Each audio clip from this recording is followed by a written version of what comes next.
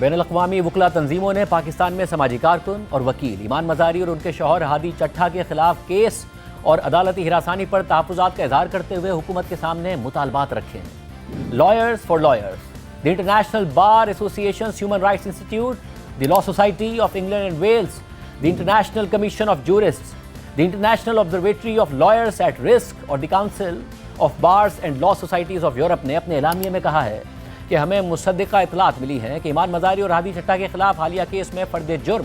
اور فوجداری عدالتی کارروائی میں سنجیدہ بے ضابطگیاں اور ڈیو پروسیس کی گارنٹیز کے خلاف مجرمانہ خلاف ورزیاں نظر آتی ہیں، اور یہ کارروائیاں ان دونوں میاں بیوی کے جائز کام میں رکاوٹ ڈالنے اور ان کے حق آزادی اظہار رائے کے رد عمل میں کی جا رہی ہیں۔ اعلامیے کے مطابق ایمان زینب مزاری انسانی حقوق کی ایک نامور وکیل ہیں جنہوں نے جبری گمشدگیوں، ماورا عدالت قتل، حراست میں تشدد کے ساتھ ساتھ ریاست کی سرگرمیوں پر قانونی سوالات اٹھاتے ہوئے انہیں چیلنج کیا ہے۔ ایمان مزاری کے شوہر ہادی چٹھا انسانی حقوق کے ایک وکیل ہیں جنہوں نے ایسے افراد کا عدالت میں دفاع کیا جن پر بلاسفیمی کے جھوٹے الزامات لگائے گئے تھے، اور آسما جہانگیر لیگل ایڈ سیل اور جسٹس پروجیکٹ آف پاکستان کے ذریعے جنسی تشدد، جبری گمشدگیوں اور سزائے موت کے قیدیوں کے کیسز مفت لڑتے رہے ہیں۔ ان دونوں میاں بیوی وکیلوں کو ٹارگٹ کر کے انتقامی کارروائی کا نشانہ بنایا گیا، جس میں عدالتی ہراسانی بھی شامل ہے، اور یہ سب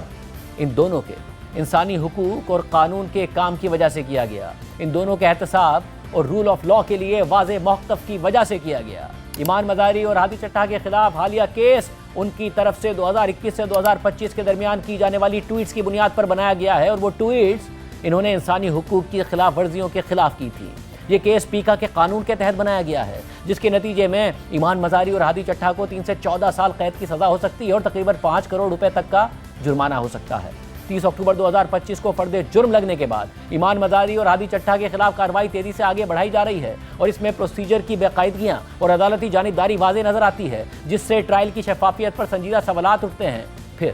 یہ خط لکھنے والے اداروں نے وکلا کے کردار کے حوالے سے اقوام متحدہ کے بنیادی اصولوں کے تحت پاکستان کی ذمہ داریوں کی یاد دہانی کراتے ہوئے لکھا ہے کہ اصول نمبر 16 کے مطابق حکومتوں کی ذمہ داری ہے کہ وہ اس بات کو یقینی بنائیں کہ وکلا کسی غیر مناسب مداخلت، رکاوٹ، ہراسانی اور دھمکی کے بغیر اپنے فرائض انجام دیں، اور انہیں اپنی قانونی ذمہ داریاں ادا کرنے کے نتیجے میں کسی بھی دھمکی، انتظامی یا قانونی کارروائی یا معاشی یا کسی اور پابندی کا سامنا نہ کرنا پڑے، جبکہ اصول نمبر 23 اس بات کا اعادہ کرتا ہے کہ عام شہریوں کی طرح وکلا کو بھی حق آزادی اظہار رائے، ایسوسیشن اور اسمبلی حاصل ہے، اور انہیں حق حاصل ہے کہ وہ انسانی حقوق کے فروغ اور ان کے دفاع کے لیے آواز اٹھائیں، جبکہ ایمان مزاری اور ہادی چٹھا کے حقوق کو پاکستان کے آئین کا آرٹیکل 19 تحفظ فراہم کرتا ہے، جبکہ